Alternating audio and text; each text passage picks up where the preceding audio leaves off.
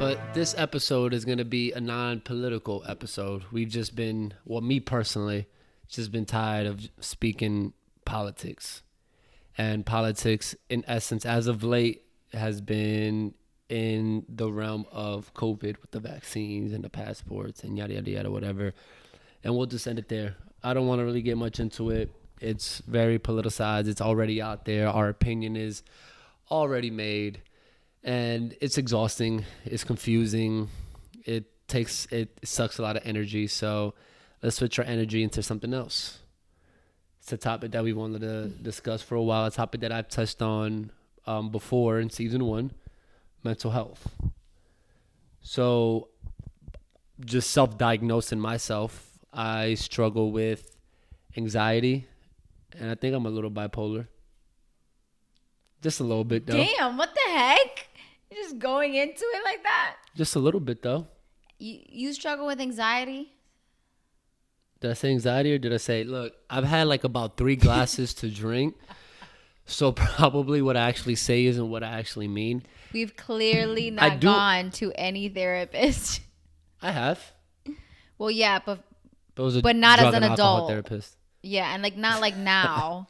Because it's a different story. I've experienced things that I did not experience the last 24 years of my life. Or maybe I did, but I didn't know what it really was. Or just like the fact that I've had the opportunity to be here with no one else around, obviously except you, but just with all this. I'm no one, apparently. No one else around but you. Shut up. But like just being here with the silence, I've literally never had any silence in my life. Barely, compared to the average person. Even like since a kid, I've never had like the opportunity to, or even as an adult, maybe I have, but there's always been other distractions, always other things that would be filling my mind. But just being here has allowed me to check in with my mental health, and I've learned. So what do you struggle with? Some things. Obviously you said anxiety, but what in particular, like what do you think has brought that on as of late? Because you said it was the first 24 years you didn't really pay much mind to it, but the last almost going to be 2 years, because you're about to turn 26 in a little bit. Yeah. What has changed in that time? I don't know. That's the thing. I just said, like, maybe it's the fact that I've had the time to just be to myself. Because, like, I really did not experience anxiety like I do now. I experienced it at night. But now I'm starting to think that maybe it's just the anxiety that I do experience throughout, like, socializing or just day to day. But I just suppress it so it hits me at night. Because I just don't understand why now all of a sudden I have this, like, it's thoughts, like it'll be deep thoughts that won't allow me to go to sleep, or the thought will wake me up out of my sleep. I won't be able to hit REM, and then it'll wake me up. It could either be a really deep thought, an actual like legit thought that it's like, okay, maybe I have to deal with this. Or it's a stupid thought like, yo, we're going to die one day. Like, or like just dumb stuff. And you said whatever tactics you used to use before now causes you to go more into a deeper hole. What do you mean? Didn't you say that before to kind of help you go to sleep, you would think of us in the future? And, oh, yeah. And then now like that ends up becoming you end up going deeper into that now. Yeah, so like before, I mean, I wouldn't really be too tired to go to sleep that quick ever. Maybe it's because I haven't been aware of my thoughts as I am now, so maybe I was thinking a lot going to sleep. But what I would do just to go to sleep easier would be to just think of like daydream, like create a scenario in my mind that I'm looking forward to in the future. And now that doesn't really work because I start thinking like that's now. Like what I would dream about would be like what I'm working for now. So it'd just be like thinking about what I got to do to make that happen rather than just dreaming about it. But even then, like it'll, yeah, like just trying to do that, a thought will come and interrupt that. It's just crazy. I don't know, maybe if I'm not feeling everything enough throughout the day, so I just suppress everything and leave it for at night. Or maybe I am just thinking of too many things at the same time, not really using my energy wisely. So it hits me all at night. I don't know what it is, but it's a physical experience. Like it really is. I've told you, like sweats, like I break out in sweats. I will have like my heart pounding, chest tight, and my head, like it feels like someone's just squeezing the shit out of it. Like it's bad. You know, like when you just, it's literally like so many thoughts that my head is about to explode. Like it feels like that. Like when you imagining just so many thoughts filling up your head, it's blowing up and about to explode. That's how it feels like at night. I felt that one time. I've never really felt anxiety before that. I mean, I would have had the normal butterflies in your stomach, anxious, terms of nervousness, but not anxiety. Because I feel like anxiety, it starts to, like, crosses that line and it starts leaning towards low key, like a little panic attack of sorts. Yeah, it's kind of like that. Yeah, so I've only had one time that I've actually felt that way, and that was when our parents were here. That it got to the point that I had to go to the closet and lay down just because I felt that I was suffocating. I felt as if the walls were closing in.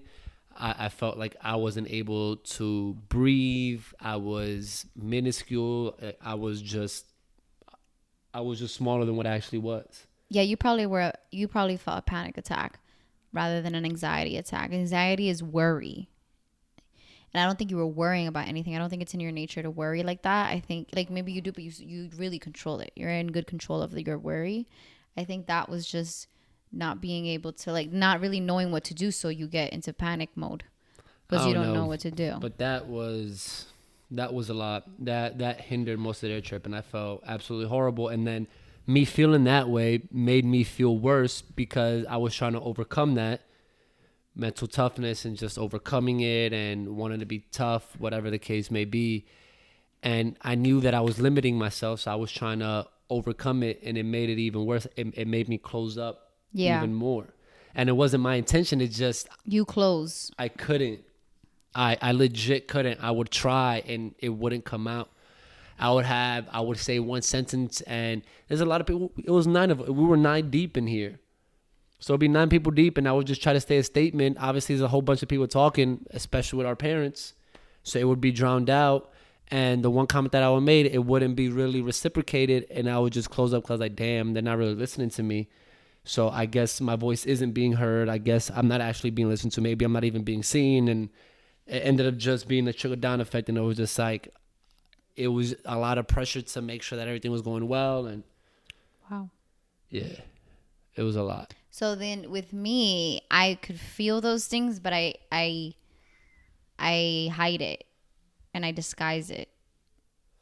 But you close up and you can't even fake it. So that's, I guess, the difference. But I will fake it. And I guess maybe that's why my anxiety is at night rather than in the moment during the socializing. Because I am too worried about what people think, pleasing people, that I will... Even the smallest interaction, you could just be meeting somebody and just pass by and say, hey, what's up? And as soon as like you say, like, hey, what's up? And they leave, you'd be like...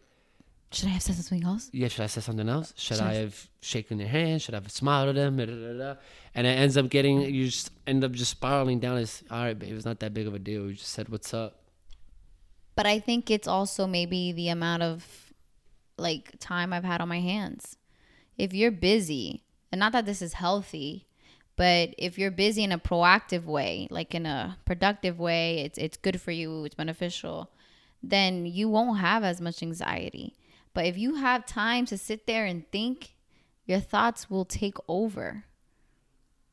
your thoughts will take over, and I think that's what it is. Sometimes that's a good thing, though. Sometimes that brings on innovation, creativity.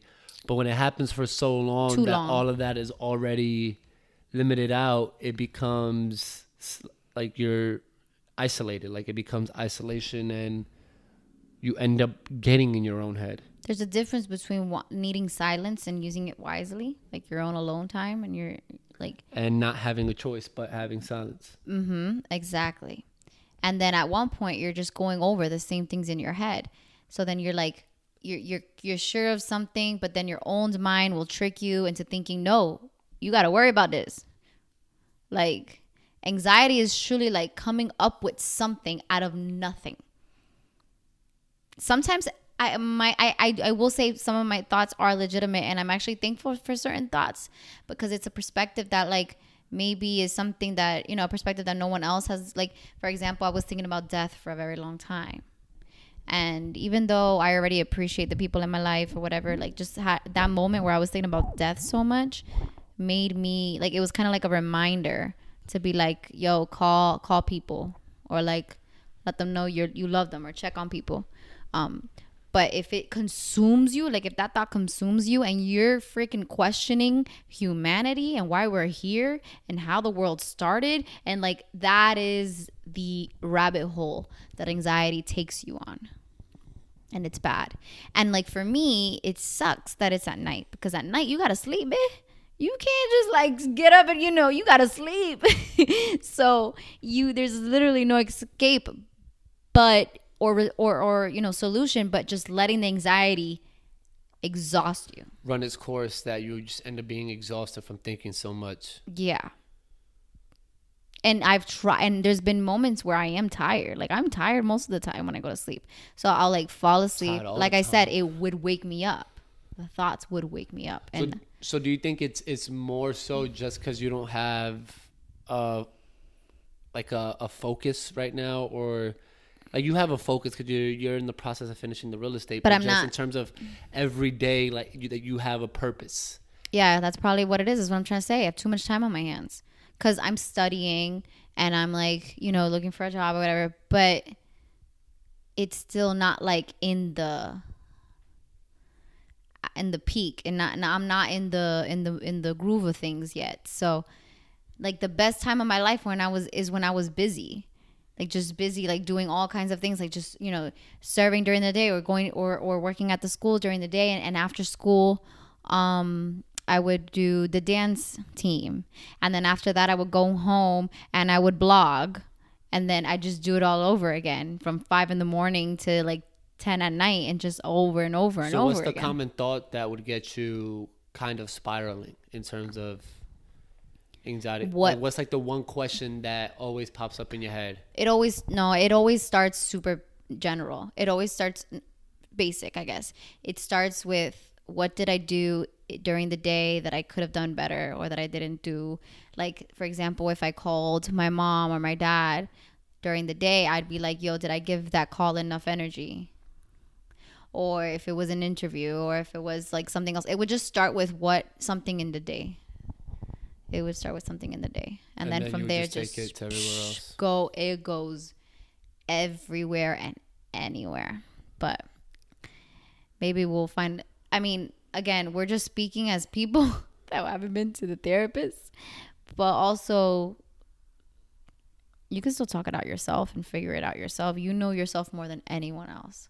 Yeah. So it's good to talk it out first before going to a therapist, actually, so that you know how to like say, yo, this is what's up with me. It does get to a point though that it does end up being too much for yourself to handle. No, you need help. And then that's when you need help. But for the moment, like, it's good to do self-reflection. Needs help. Yeah, like it's okay. Like what I've said before, it's there's strength in saying you're weak. There's strength in saying you need help. Yeah, and we'll dive deeper in a bit. Like what I think. Day, or no, here. Okay. No, this episode. But we're just going over right now our symptoms, right? I guess, yeah. So that's what I'm currently dealing with. We'll dive deeper later into the why I think I deal with it a little bit more, because I said a little bit, but like even deeper than that. But you started off with saying that you freaking a little bit of bipolar and anxiety. I think you meant depression, right? No, I'm not gaslighting you. Just let me know. What is it? I meant to say depression. I had to think about it. Yeah, exactly, because I know you. I mean, no, like I said, I dealt with the anxiety that one time, but for the most part, it's just depression. Just gets super you told me down you on were myself. like, I know what you feel now.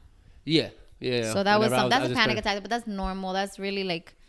But it's just me just not being used to so many people and having to give yourself constant attention. Yeah.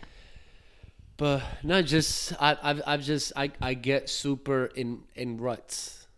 Right, like it's just I just get super down on myself and I'm just out of it. And there's times that I'm out of it, and then it'll be a quick like bolt of energy, and I'm just like I'm happy, and then I crash down right away.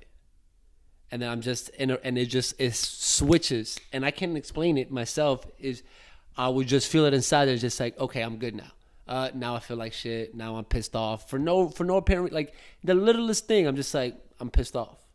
I'm upset. I'm angry. And then something would just happen just randomly. I'd be like, I'm good now. I'm happy. I can go about my day. It's I see that all the time. Exactly. So I don't know personally what it is, like the clinical definition of it. I would say it's just like a small bit of bipolar. Nah, that's not. It's not OD because it doesn't like works. drastically change my overall personality in a way. Like I'm able to control it for the most part. Obviously, like behind closed doors, I I have the guard down more and whatnot. I think it's more internal, so you don't really like act up on the feeling too much. Nah. But I can see it in your face, but you don't really like portray it. Cause I'm in my head a lot. I just think I'm my worst enemy and my biggest critic. I really don't care what. So what is it? The thoughts that switch your mood? So the thoughts that switch my mood, for the most part, I kind of put a face to it the other day. Once we decided that we were gonna do an episode this week, and I was like, we were gonna talk about this topic. So I was just trying to self-reflect a lot, and I was just thinking, okay, why was it? And it was one day that I went to work. I came from lunch. I was totally happy and I was totally upbeat. And then when I came home from work, at the end of the day, I was just totally out of it. And that was the day like I talked to my dad and I was trying to self-reflect and I was trying to think about it. And there was a lot of things. There was stuff that I talked to you about. And the other stuff is there's times that I just feel like everybody always talks about potential. Everybody always talks about what they like, expectations and what they think and what they see in you. Is just you're meant for something. It could just be like everybody tells everybody that, like you have such great potential. You're meant for so much more and all that other stuff. If that's the case, that's the case. But for me, I actually take that for what it is. Like I do feel like I have a lot of potential. I do feel like I'm meant for so much more in life. But there come certain times that I question, am I meeting or am I fulfilling my destiny? Am I meeting, am I reaching my potential? Is what I'm doing today what I need to do to be able to reach my potential? And when it's something that happens consistently, for example, at work, that there are times, especially this last 2 weeks or so, that has just been super slow, that I haven't been really doing much, just sitting there in my thoughts. I just think like, am I doing something that is really pushing the needle forward? Am I reaching my full potential, my maximum potential? Is this what I'm supposed to be doing right now? Am I happy doing this? Do I want to do this for the rest of my life? Why am I doing this? Is there something else out there? Like what is it? Because I've had so many jobs. I've done so many things. I've yet to find one thing that I'm truly, wholeheartedly passionate about since baseball. And it's something that I've just been struggling trying to find, and it's not real. Like I welcome it. I don't want to say that it's pressure. Like I welcome all that. Like I want that drive. I want that placed on my shoulders, those expectations, because it drives me to be better. But then it like I don't know what that is. I don't know what I'm supposed to be. I don't know what I'm supposed to become. And I know that that's a part of life. I know that it's enjoying the process and enjoying the journey. But when you feel like you're stuck in one place for so long and you need something to jumpstart you or to just kick you or a change just to feel alive in some way or form, Fulfillment. Yeah, like like there's more, like there's most times that I just feel dead. I think Like that's I'm not doing anything. I go to work, I come home, I stay home, wake up the next day, and I go to work, and it's a constant routine. I don't feel like I'm fulfilling anything. I'm just dead inside a hamster in a hamster wheel, just circling around. And I know the constant thing is to, oh, we're planning for the future, we're planning for the future. But if you constantly plan for the future, you're never living the present, and the future is never promised. So what are we actually doing then? But then you can't live all out for the present, because if the future does come, then you're fucked. So it's that constant battle, and it's just like, okay, what am I supposed to be doing? And then that just gets me like overall just down, and it's just like and then, you know, if it happens for long enough, I've kind of gotten better. Like whenever I was younger, it would end up just me leading to the point that it's just like, yo, this is too hard. Trying to figure it out, the ups and downs of life. Some days are good, some days are bad. That before in life, I'll just be like, yo, I'm done. Like I'm just ready to get this over with. Like just either tell me what I'm meant to do, or just end it. Like I'm done. Like this is tiring. It's exhausting. It's frustrating. It's a lot. Like life is a lot. And then I've gotten better since I've gotten older, just because I've grown a different perspective, and I'm able to see things from a different vantage point. But nonetheless, like there are times that I can see myself going down that path that is just like, what's the point? We're all going to end up dead anyways. We're all going to end up like whatever we're working for, whatever we're doing, does it really mean anything? Like you might think you're pushing the needle forward. We might think that we're making a difference doing the podcast, but is it really making a difference? Like what are we really doing? That's why you can't focus on the doing. You got to focus on the feeling. That's what I'm trying to say, that sometimes the feeling isn't enough. Because there are times, because like if you're doing something that you're feeling fulfilled, it is enough. The thing is fulfillment, but that's what it is. It's trying to find that fulfillment. But you don't have to find it. Whatever you feel, anytime that you feel fulfilled, just capitalizing on that, and I think that's what separates us as different people. Not us. I'm just saying, you know, those people that you see that are living their lives, and even though their lives are not perfect, and they have these days of like just also doubt and whatever, but you see that they're doing a lot more of what they love than other people. So it just makes you think, what if they just didn't complicate it too much? They just capitalized on what they enjoy and what fulfills them. They didn't care about anything else. Obviously money comes into that and all that, but the thing is finding that. But you don't, right? Like, how do you find that? I don't think you have to find it at all. Like, for example, this fulfills me. Travel fulfills me. Just the simple things in life. Obviously, it gets complicated when you think about money and how you're gonna freaking make a living off of that. Definitely, that's what's, you know, that's what society has come to. You have to think about how you're gonna make a living off of just feeling happy and fulfilled and at your best. But you start with that. It's a lot easier said than done. Of course. But if we get, like, I always think of, okay, what is the person that is doing everything that they love right now and they have the life that they enjoy? Like, and which, I mean, I do, but I still have too many factors that I don't enjoy. You know, like becoming a sheep, working the 9 to 5 and all that. Like, I'm trying to avoid falling into that trap. So I'm going towards a path of a little bit more to reach more fulfillment. But, you know, you're still going to have to go through things. And I think everybody has to go through something that they don't want to do first. So, but when does that end? That whole, like, sacrifice stage.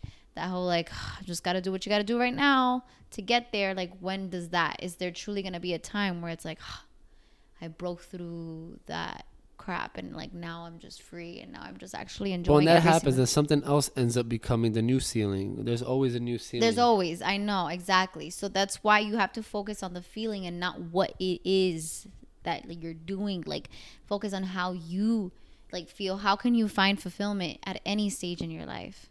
Do you talk to yourself like this whenever you're... No, I don't. I'm like, bitch, what the fuck? Like, listen to yourself. Like, take your advice. But I don't be... I'm just gonna take this clip and just play it on the loop and just put the headphones on you whenever you're struggling to go to sleep and just put this on repeat just so you can talk to yourself. No, it's not easy. Like, it really is not. But then also, I don't want to be the person that's always constantly saying it's not easy, and then never does anything about it. You know what I mean? Like, it's like my head will do all that work for me, but when I wake up during the day, I'm trying to find ways to, not listen to my thoughts. And that's a constant thing, especially that our generation and the next generation has been, I guess, kind of labeled as the mentally weak ones. Like, but I think everybody has struggled with this, like in all generations. It's not just ours. What's the next generation coming up? Gen Z? Is that the next after us? He's already here. I'm saying that's one that's after us, right? Is Gen Z? Oh yeah. Yeah. Well, that's we're just making it okay. Like everybody struggles with it. It's just and so we're making it okay to be able to verbalize it and talk about it. Yep. It doesn't make us any less weak, and it doesn't make us. Excuse me. It doesn't make us any less weak, but it does make us stronger. I think so. I think that the reason why we are talking more about mental health is because obviously social media, obviously the resources that we have, and like the exposure. But also life is demanding more from us as it's evolving. And so the more that it demands, the more problems we're going to have, the more mental health issues and complications we're going to have now than there was before. There's more things to worry about. Before you didn't have to worry about social media. Before you didn't have to worry about getting canceled, or if somebody living their life behind a keyboard actually agrees with you, or like they're hating on your comments, or they're not liking your pictures. And social media is so much a part of our lives. Big tech is so much a part of our lives that it plays a part now. That's something that they didn't have to deal with before, that now it's becoming a lot. And it's could be seen as a good thing because now we have something that we can, make money from. And it started as like, oh, you can brand yourself, you can start a business, and you don't have to be on the streets giving out cards or putting up posters. Like you can reach people, and people can reach you so much easier. But that little moment lasted just not enough time, because as soon as everyone started, after that it just became a lot more complicated. It actually became harder to reach one another. Hashtags, algorithms, yada yada. Like nothing good lasts forever, and that's what sucks. So it's like, okay, I know that this is a good tool. I know that I could probably use this to launch this business, or, speak my mind, or whatever, like we're doing now. But then there's still sacrifice that comes with that. Yeah. I agree. People, because also with that, like you put too much value into reach. Yeah. And the people that say that they don't, there may be people that don't even look at the numbers, but it just sucks. Like there could be you. Yeah. I know. You were going to give me a high five? I was, and then I was like, but like there's people that look at that, and there's people that really just do what they do, and that's it. But like, I don't know. It's really complicated. Like, for example, I like doing this. I like doing videos, and I like doing, and I like, being on a podcast. But then if you can easily focus too much on, is someone listening to, are you being trendy enough? Are you being, are you really doing something that's entertaining? Are you posting on your story enough? Yeah.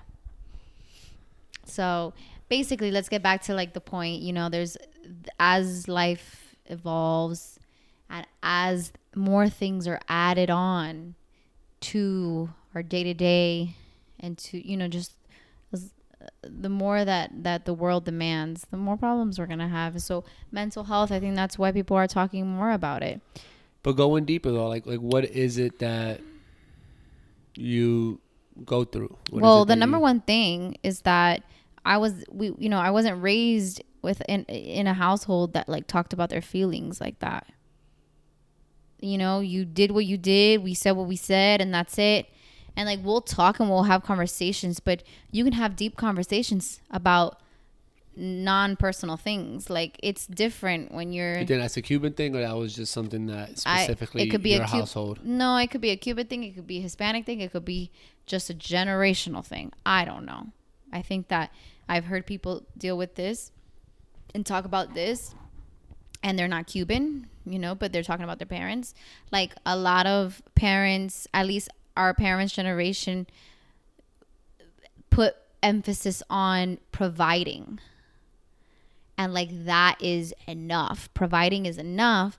And then the difference between that generation and I think our generation as millennial parents, we're going to be like, actually, emotional and mental support is probably the form of providing that's really going to make a difference in our kids' lives. That's something that we actually needed.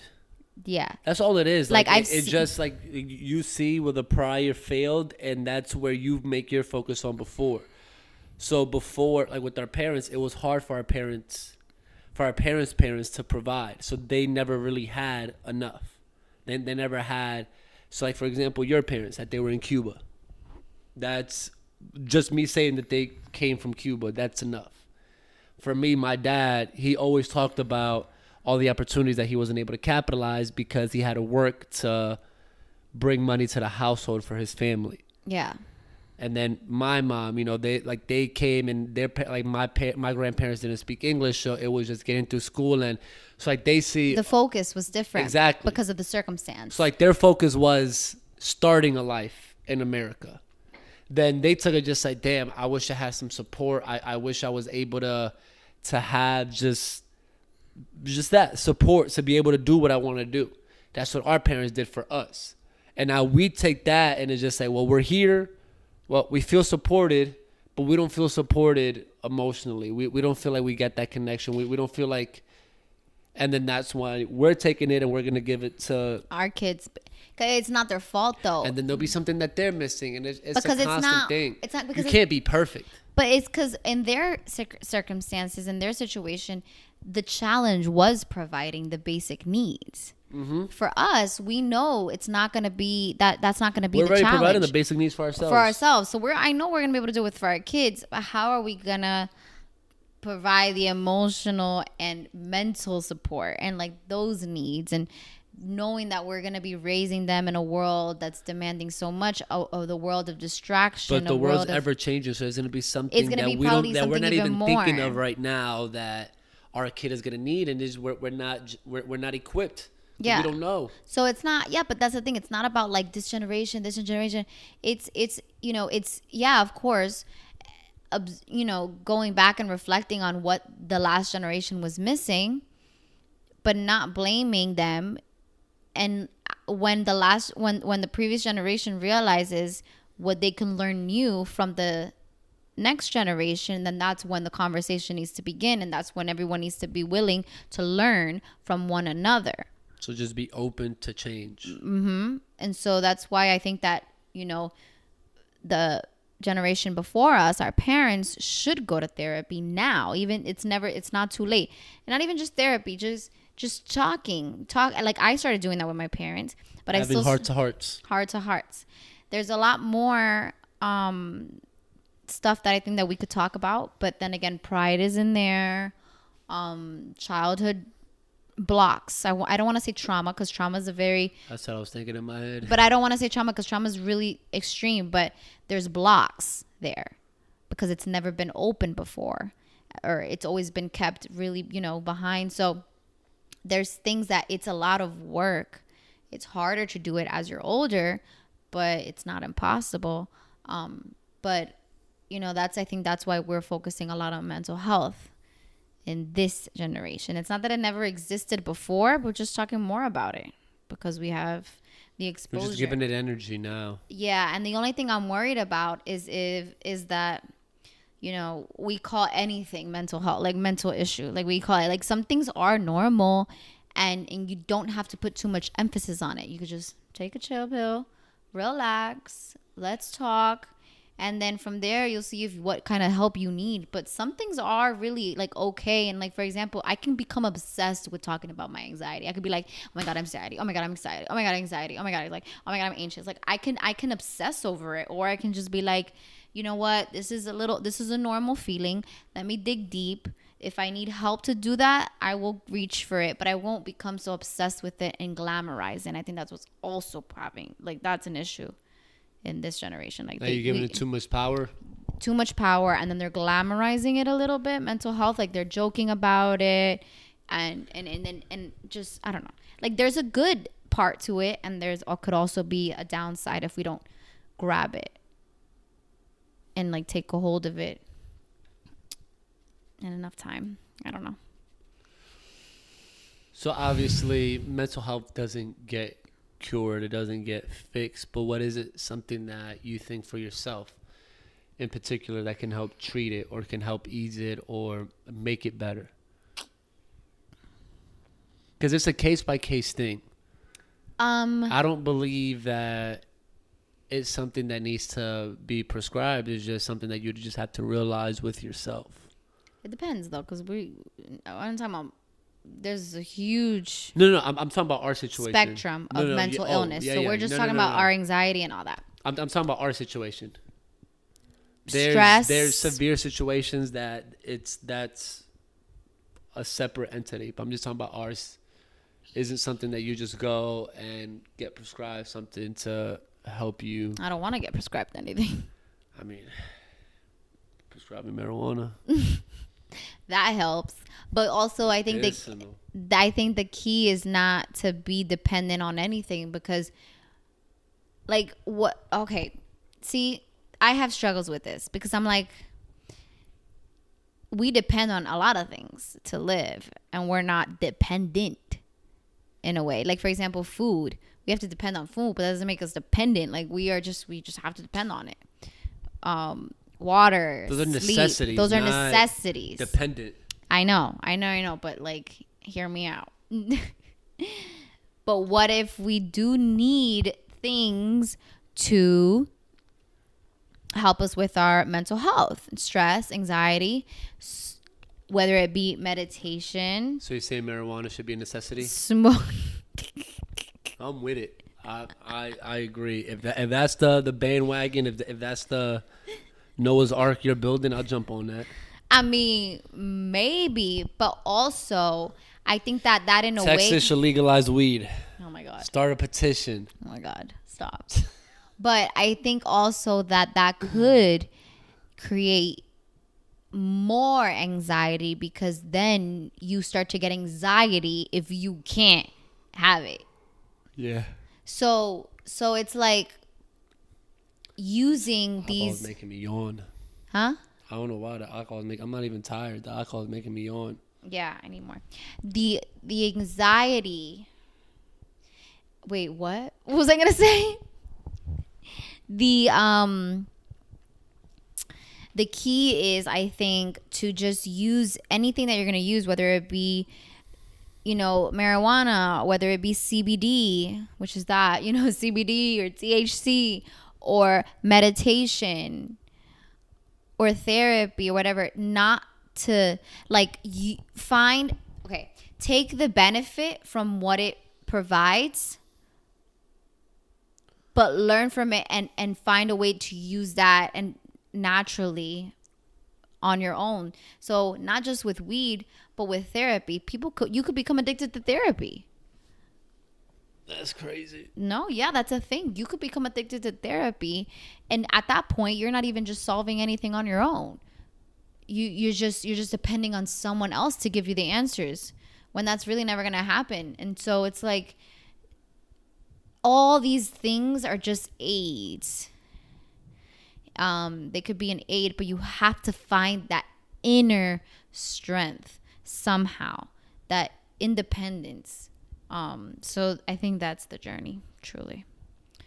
That's the journey for real. So you think that would be the message that you would want to spread then for somebody that would be struggling with anxiety, with any mental illness Well, in that's general? not specific enough. But No, but I'm just saying, like, it's a starting point. I would. Everybody's situation is different. Well, But you have to start somewhere. So whether that be with an action, whether that be with a thought process, whether that be with self-reflection, whether that be with whatever it is, what would you think? Like if you could reach one person with a general message that is struggling right now, Well, I have a what couple. would you want to, okay, so say them. Like in step by step. One is be honest with yourself. Stay true to yourself. No, like well, sure, but be honest with yourself. Like In what way? Be honest about your weakness. Okay. Don't have so much pride that you think that you're perfect and that you don't have anything that you're struggling with, because that's what I did for a very long time, and now look, it's hitting me all at once. So don't think that you're that you're, too good enough, that you can't have any struggles, mental struggles. So let yourself feel whatever it's feeling, and like be your own critic, and tell yourself, like, is this, like, why am I thinking this? Or is this, be aware of what your thoughts, like, and I mean, I read The Untethered Soul, and it's a really good book, and it says that thoughts are just like your neighbor, and they're not really in control. Like, you are in control, and you have to figure out, like, how to separate that. How do you know what's really you and what's yours? That's second thought. But that's what I was gonna say. Like, most of the things are just thoughts. Everything is just thoughts. There's things that you need to know if they're legitimate or not. So you really do have to just have a lot of time with yourself. So yeah, be honest with yourself. Put your pride aside. Have time with yourself, and then that's when you start talking about it. Because I just recently started talking to you about what I feel in my anxiety. I never thought these words would come out of my mouth, but I started talking to you about it not too long ago, and so that has helped me let it out and put it into perspective, and just be like, okay, this is how I sound explaining my struggles out loud. So this is real. It makes it more real.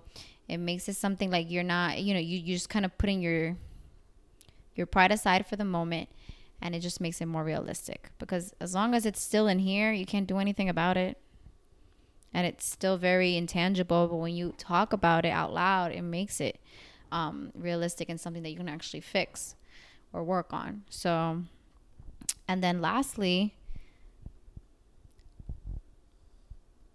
find the support. And if you have addictive qualities, that's a whole nother issue. That may be the issue you have. Like, if you have addictive qualities, that's something else. And you have to constantly be evaluating yourself with that. But try different things and just explore that. Do you think that this is something that you'll be struggling with for the rest of your life? No.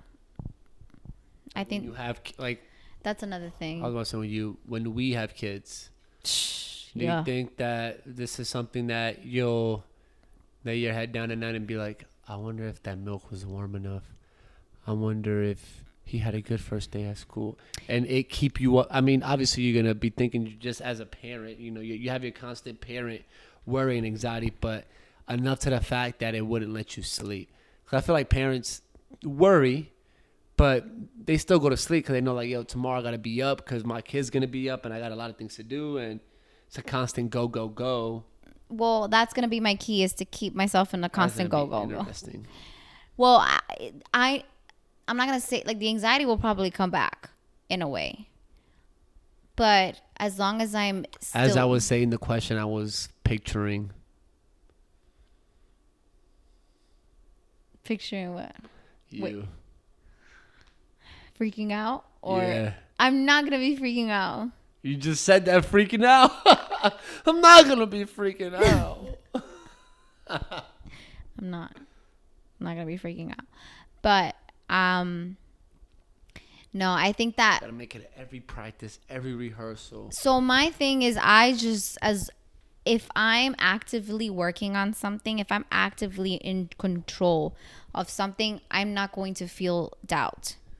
It's when I don't feel confident about something. But you're never in control. No. But there's going to be a time that your kid's going to go off to school, that it's going to be around other kids, it's going to be around other influences. But those are things that that's the nature versus nurture type thing. I know, but I feel like those things are just a part of life. I might still have my little doubts here and there, but when it comes to me, I'm harder on myself, like 10 times more than anything else. So I feel like with my kids, I'm just going to be, I don't think it'll reflect on it. Like, I've always been really good at giving other people and other outside things a lot more attention and care than myself. So if anything, I'm probably going to have anxiety over not caring enough about myself while being a mom rather than worrying about if I'm being a good enough mom or not. Do you understand what I'm saying? I don't know if that makes sense.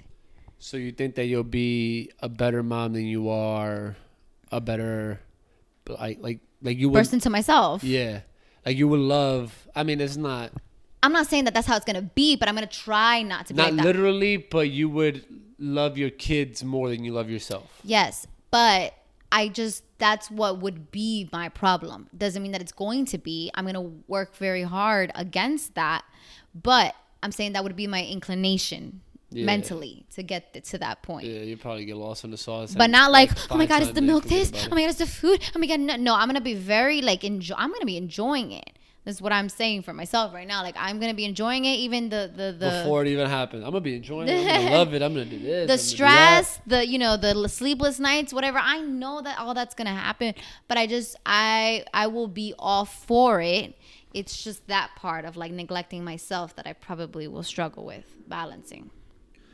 So before we close it off, you said that it was, I hope that it's still on. like what? Like it was 24 that you started, like 25 you started feeling like actually like being aware of the anxiety? Being aware of the anxiety when I came here though. When I came here. When you came here is when I feel like really I probably started. like I said, I think that all my social anxiety, the fact that I've always been constantly, a people pleaser, the center of attention of my family, aware of so much before, that is not appropriate for my age, like just family stuff, like just all that really caught up to me now. So I that probably we moved here. Yeah, so I probably had a lot of build up and I had anxiety during all those times, but I had other distractions, like I said at the beginning, that didn't allow me to really define it like I do now. I have the time to define it. So with that being said, if you can tell your past self prior to moving here, like right now, if you can go back and tell your prior self before moving here something and give them a message, what would that message be? Not really like a warning call, but just like a perspective kind of thing. Just, hey, I just wanted to, like, you just had one quick message to give your past self before moving ain't here. gonna be easy, bitch. Like, it's not gonna be easy. It's gonna be hard. Because only you know how to talk to yourself. Like, only you know how to, like, what to say to get that message across to yourself. Exactly. I know I would say don't fantasize too much, because it's not all gonna be pretty. Like, it's gonna be hard. And then that would have helped me prepare more. That sounds negative, but like, you think so? Yeah. Like, people just always like, what would you tell yourself? Like, it's all gonna be okay and all that. Yeah, it's all gonna be okay. But I'm telling you this from the future because it is gonna be okay. Exactly, but like, prepare more mentally. What about you? So what I would tell myself before moving here, I'm a very oorah kind of person. So I would just say to myself, stay true to myself. I'll just say, hey, just stay true to yourself.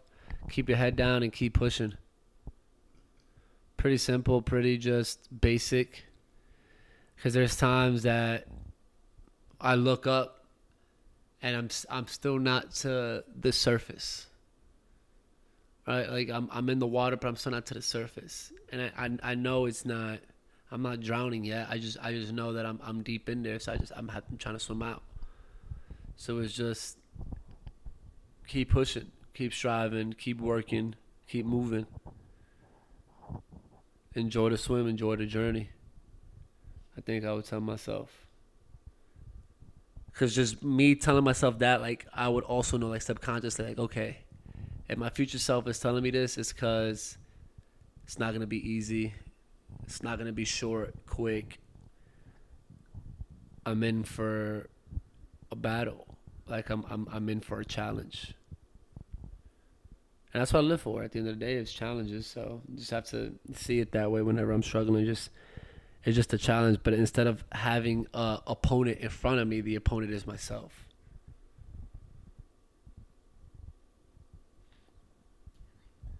Yeah. But I mean, that's it. Yeah, so that's another episode right there. Put another one. Mark it down in the books. Another episode for All About Perspective podcast. Trying to get to 100 episodes. Yeah. That's the goal right now. 100 episodes, then we'll evaluate where we're at from there, and we'll see. Review. Because life's only going to get crazier and wilder. And so, yeah, there's keep so our much. head down, keep pushing. 100 episodes. That's what we're striving for right now. I know. We're going to get it. Let's get it. I need everyone right now listening. And watching. Rate and review the podcast. Comment, subscribe, and share. And if you're on YouTube, comment and subscribe. If anything that we said resonated with you, which I'm sure it has, because we all dealing with something. And if it's something that you don't feel like it's comfortable sharing with somebody close, just follow us on Instagram, All About Perspective Podcast. Shoot us in the DMs. We're very good with responding back to people. Yeah, we are. It's two people, one account, so it's pretty easy. If I'm at work busy, and we don't got that many followers, 99 to be exact. But they real ones. A1 from day one. But yeah, that's another episode. I want to thank you guys for listening, tuning in, whether it's on all the streaming platforms, if you're listening digitally through the headphones or watching through YouTube. We want to thank you guys. Appreciate you guys for tuning in to another episode. Stay tuned for another one coming soon. And it's the Danny signing off, wishing y'all great health, include mental health in that. Much love. Stay blessed. Peace.